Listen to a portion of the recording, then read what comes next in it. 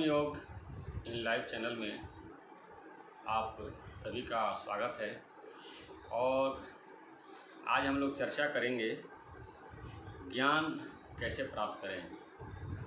तो बहुत से लोगों के मन में ये जिज्ञासा होगी कि ज्ञान कैसे प्राप्त किया जाता है या ज्ञान प्राप्त करने के लिए क्या क्या तरीके हैं। तो जो हमने वेदांत शास्त्रों का अध्ययन किया है और जो हमने गुरु से सुना है, समझा है और ज्ञान की बातों को अपने जीवन में अप्लाई किया है और जो आत्मा का अनुभव किया है, कैसे किया है, इसके बारे में आपको हम बताएंगे। तो योग वशिष्ठ में लिखा हुआ है, ज्ञान प्राप्त करने के लिए दो साधन की आवश्यकता होती है। पहला संतों का संग और दूसरा सत्य शास्त्रों का अभ्यास।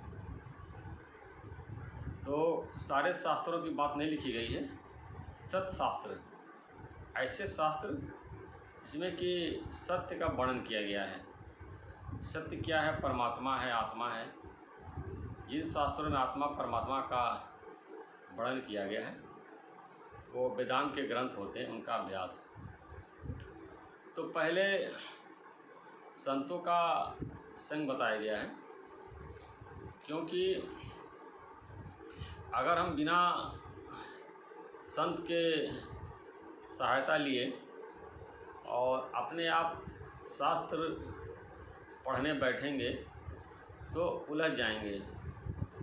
शास्त्र को घना जंगल बताया गया है और जितने भी ऋषि महर्षि हुए हैं सब ने कोई न कोई शास्त्र की रचना की है। अब एक ही बात को कहने के लिए चार लोगों को कहा जाए तो लोग चार तरह से उसको कहेंगे और चारों लोग अलग अलग शब्दों का प्रयोग करेंगे। तो अक्सर ये देखा जाता है कि गुरु के अभाव में जो खुद शास्त्र का अध्ययन करके ज्ञान प्राप्त करना चाहते हैं वो उलझ जाते हैं और किसी एक निर्णय पे नहीं निकल पाते हैं कि सही क्या है और सत्य क्या है, क्या माना जाए क्या नहीं माना जाए। क्योंकि कुछ लोग द्वैत को मानने वाले हैं, द्वैत मत का प्रतिपादन करते हैं। किसी शास्त्रों में अद्वैत मत का प्रतिपादन किया गया है और किसी में मिक्स द्वैत अद्वैत मिक्स विशिष्टाद्वैत बनाया गया है। पूरी तरह से द्वैत को भी नहीं माना गया है और पूरी तरह से अद्वैत को भी नहीं माना गया है, तो इसको विशिष्टाद्वैत बताते हैं। तो इसी प्रकार जब हम गुरु के पास जाते हैं तो एक हमको क्लियर गाइडेंस मिलता है और हम उसके अनुसार चलते हैं तो आत्म साक्षात कर लेते हैं और ज्ञान की प्राप्ति हो जाती है।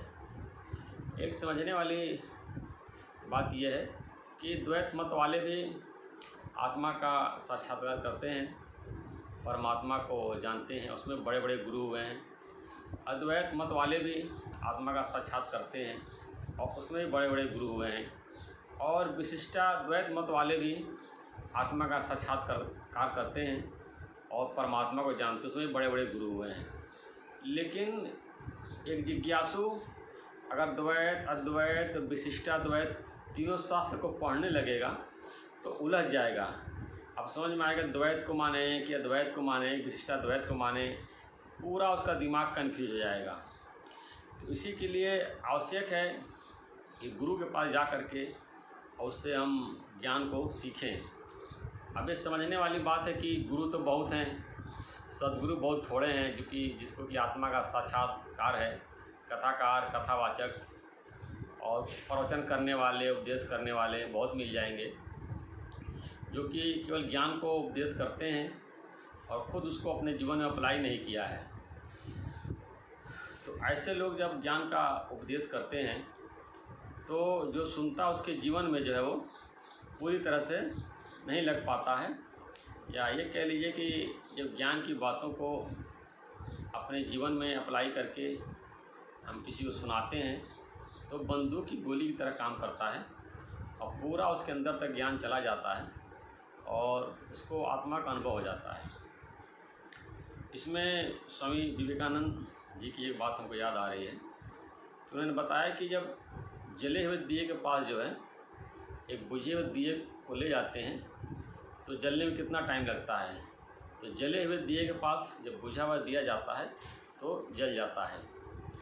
तो इस प्रकार जब हम गुरु के पास जाते हैं तो ज्ञान की प्राप्ति हमको हो जाती है। तो ये सबसे सरल तरीका है ज्ञान प्राप्त करने का, गुरु के माध्यम से। अब हमको सच्चा गुरु मिले कैसे, तो हम तो गुरु को पहचान नहीं सकते हैं।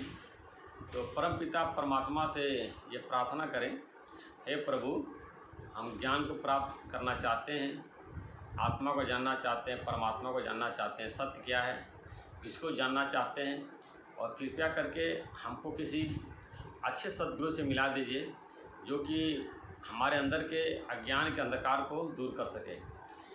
एक दिन का प्रार्थना से नहीं होगा, बस 6 महीना, साल भर, 2 साल, 3 साल आप प्रार्थना करेंगे तो प्रभु जो है आपको किसी न किसी पूर्ण सद्गुरु के पास पहुंचा देगा।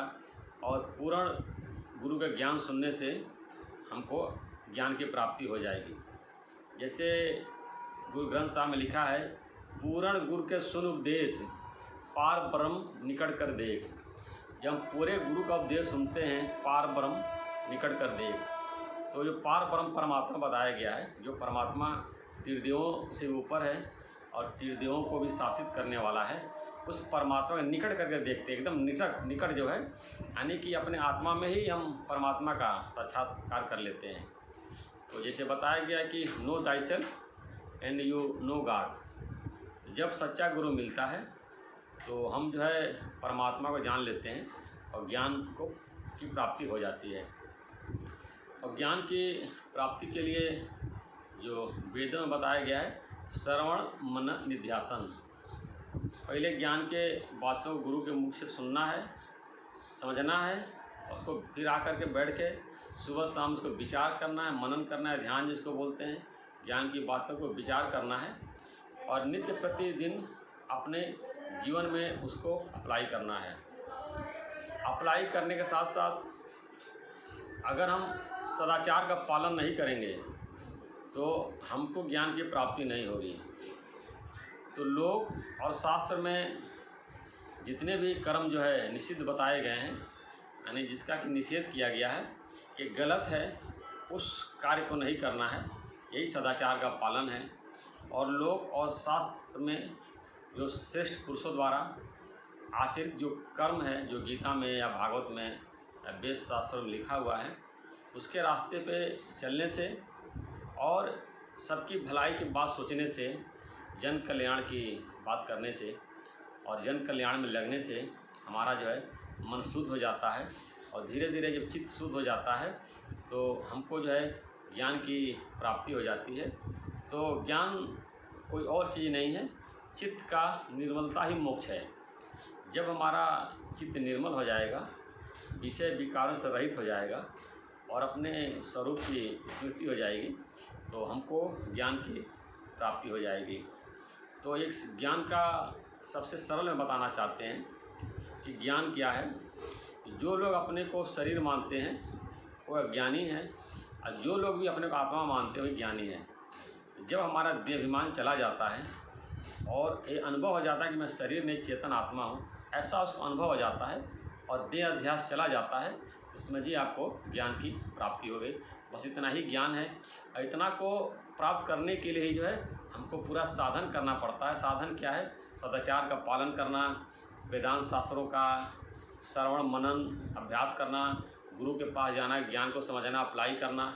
जब इसी में हम लगे रहते हैं और नियमित अभ्यास की आवश्यकता है, ऐसा नहीं कि 1 दिन 2 दिन 3 दिन 6 महीना साल भर ज्ञान की प्राप्ति हो जाएगी। अब भगवान बुद्ध को देखिए 12 साल लग गया, और भी तब जब उन्होंने केवल एक ज्ञान का अभ्यास किया, घर पार छोड़ करके पत्नी का, राज्य का, बच्चे का त्याग किया, केवल ज्ञान में लगे रहे, तो उनको बोध प्राप्त करने में 12 साल लग गया। तो जो घर में हैं, परिवार में हैं, नौकरी कर रहे हैं, बाल बच्चों का पालन कर रहे हैं, तो उनको तो जाहिर सी बात है कि ज़्यादा समय लगेगा। तो कभी अधीरज नहीं होना है, और जब आप सत्य के रास्ते पे चलेंगे तो मंजिल पे ज़रूर पहुंच जाएंगे। तो इसी के साथ हम इसको समाप्त करते हैं, और आगे की चर्चा अगली वीडियो में होगी। धन्यवाद।